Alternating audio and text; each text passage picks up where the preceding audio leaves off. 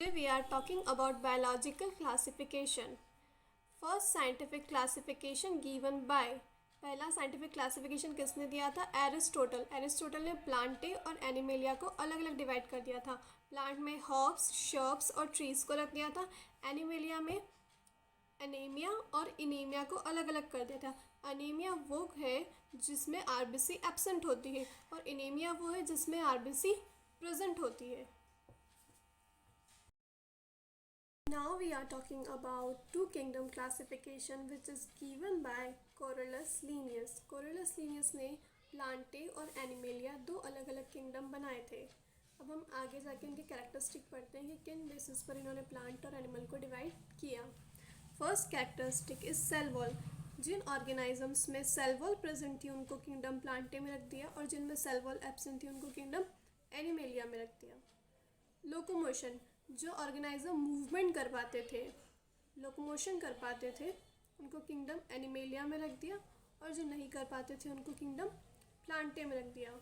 Third is mode of nutrition, जो अपना nutrition खुद बनाते थे, ऑटोट्रॉफिक थे, उनको किंगडम प्लांटे में रख दिया। और जो हेटेरोट्रॉफिक थे, जो अपने न्यूट्रिशन के लिए किसी और पर डिपेंड थे, उनको किस में रख दिया? एनिमेलिया में।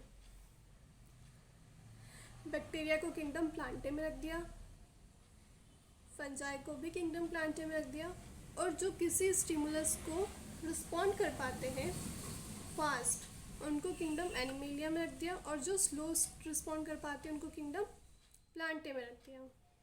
पर इनके कुछ ड्रॉबैक्स भी थे, क्योंकि जो यूक्लिना था वो प्लांट जैसा भी बिहेव करता था और एनिमेलिया जैसा भी करता था।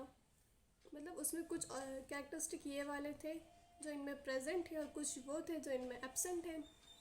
इन्होंने इसमें यूनिसेलुलर और मल्टी सेलुलर को डिफ्रेंशिएट नहीं किया, प्रोकैरियोटिक और यूकैरियोटिक को डिफ्रेंशिएट नहीं किया और स्लाइम मोल्ड्स जो कि एक ऑर्गेनाइजम है उनको भी कोई स्पेसिफिक प्लेस नहीं दी अपने क्लासिफिकेशन में।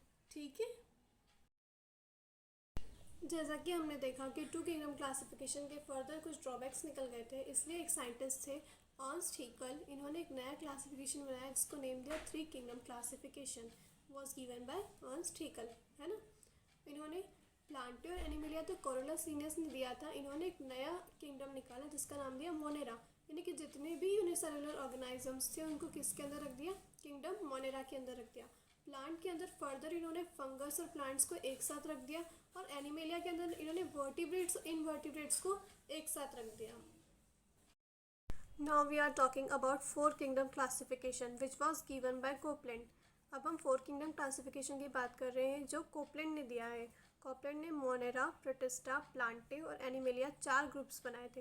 इन्होंने सबसे अच्छा ये किया था कि मोनेरा एक नया ग्रुप जो था उसको प्रोकैरियोट और प्रोटिस्टा को यूकैरियोट, प्लांटे को भी यूकैरियोट और एनिमल को भी यूकैरियोट, मतलब सिर्फ प्रोकैरियोटिक कौन बचे? उन्होंने बताया कि मोनेरन्स जो है वो प्रोकैरियोटिक है और बाकी सब जो है वो यूकैरियोटिक है।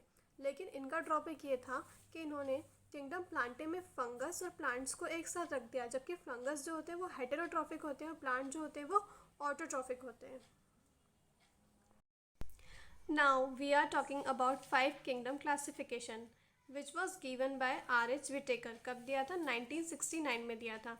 इन्होंने मोनेरा, प्रोटिस्टा, फंगस, प्लांटे और एनिमेलिया को अलग अलग ग्रुप में रख दिया था और ये मोस्ट एक्सेप्टेबल क्लासिफिकेशन है, आज तक इसको ही यूज़ करके हमारी स्टडी करते हैं। इन्होंने फंगस एक नया ग्रुप दिया था, बाकी पहले ग्रुप चारों आ चुके थे। किस बेसिस पे डिवाइड किया था? सेल टाइप के बेसिस पे डिवाइड किया था, सेल वॉल के बेसिस पे डिवाइड किया था, न्यूक्लियर मेम्ब्रेन, बॉडी ऑर्गेनाइजेशन और mode of nutrition. Cell type के बेस पे क्या बताया इन्होंने? प्रोकैरियोटिक और यूकैरियोटिक। इन्होंने बताया कि जो प्रोकैरियोटिक है वो मोनेरा में रख दी इन्होंने और बाकी सब जो यूकैरियोटिक थे उन्होंने कुछ इन्होंने प्रोटिस्ट, फंगस, प्लांटे और एनिमेलिया में।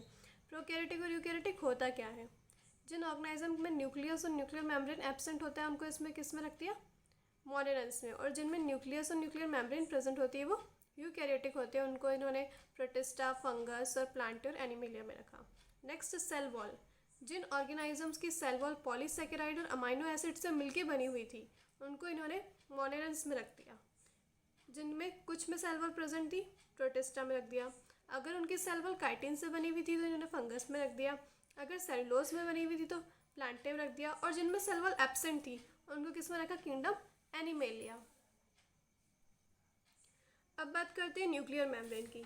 जिनके अंदर न्यूक्लियर मेम्ब्रेन एब्सेंट थी, ऑब्वियसली ये प्रोकैरियोटिक है, इनमें न्यूक्लियस प्रेजेंट नहीं है, तो उसकी मेम्ब्रेन कैसे प्रेजेंट होगी। इसलिए जिनकी न्यूक्लियर मेम्ब्रेन एब्सेंट थी उनको मोनेरा में रखा, जिनमें प्रेजेंट थी उनको कुछ को प्रोटिस्टा, कुछ को फंजाई, कुछ को प्लांटे और कुछ को एनिमेलिया में रखा according to their cell wall. ठीक है, उसके बाद बॉडी ऑर्गेनाइजेशन की बात करते हैं। ये सेल से मिलकर बने हुए होते हैं मोनेरन्स, प्रोटिस्टेंस भी सेल से मिलकर बने हुए होते हैं, ये लूज टिश्यू से मिलकर बने होते हैं फंजाई, और जिनका सेल फॉर्म होकर टिश्यू फॉर्म हो जाता है और टिश्यू का ग्रुप बन के ऑर्गन फॉर्म हो जाता है, वो किंगडम प्लांटे में रखा गया है। और जो एनिमलिया किंगडम है वो ऑर्गन सिस्टम के अकॉर्डिंग चलता है, जैसे कि हमारी बॉडी में फंक्शन करने के लिए कोई सिंगल ऑर्गन नहीं है, हर फंक्शन करने के लिए एक पूरा ऑर्गन का सिस्टम है। जैसे डाइजेस्टिव सिस्टम है तो सिर्फ स्टमक काम नहीं कर रहा है, स्टमक भी काम करेगी, लार्ज इंटेस्टाइन भी काम करेगी, स्मॉल इंटेस्टाइन भी काम करेगी, पेनक्रियाज भी काम करेगा, है ना। जैसे एक्सक्रीटरी सिस्टम है तो सिर्फ किडनी काम नहीं करेगी, नेफ्रॉन्स भी काम करेंगे, यूरिनरी ब्लैडर भी काम करेगा। ऐसे करके पूरे ऑर्गन का जो सिस्टम चल रहा है वो किस में चल रहा है, किंगडम एनिमेलिया में। ठीक है, अब मोड ऑफ न्यूट्रिशन, ये ऑटोट्रॉफिक यानी अपना खाना खुद बनाते हैं। जो प्रोटिस्टा है वो ऑटोट्रॉफिक भी है और हेटेरोट्रॉफिक भी है, यानी कुछ जो है वो अपना खाना खुद बना लेते हैं और कुछ जो है वो अपने खाने के ऊपर किसी और के ऊपर डिपेंड रहते हैं। फंजाई ऑलवेज हेटेरोट्रॉफिक होते हैं, यानी अपना खाना वो कभी भी खुद नहीं बना पाते, वो हमेशा किसी और पर डिपेंड होते हैं, एज अ पैरासाइट ही डिपेंड होते हैं। प्लांट हमेशा अपना फूड खुद ही बनाता है, फोटोसिंथेसिस से हमको सबको पता है। तो ये कौन से ऑटोट्रॉफिक न्यूट्रिशन है, और एनिमलिया हेटेरोट्रॉफिक न्यूट्रिशन है। हेटेरोट्रॉफिक से हमारा ये मतलब नहीं कि हम अपना खाना किसी और से बनवाते हैं, हम खाना कुक खुद करते हैं, लेकिन जो खाना है, जो खाने का सोर्स हम खा रहे हैं वो हम खुद नहीं बना सकते। हम कभी भी वेजिटेबल्स नहीं बना सकते, हम कभी फ्रूट्स नहीं बना सकते। हम क्या कर सकते हैं, उनको कुक कर सकते हैं, बना के हमको कौन दे रहा है, प्लांटे दे रहा है। इसलिए हम क्या कहलाते हैं, हेटेरोट्रॉफिक कहलाते हैं।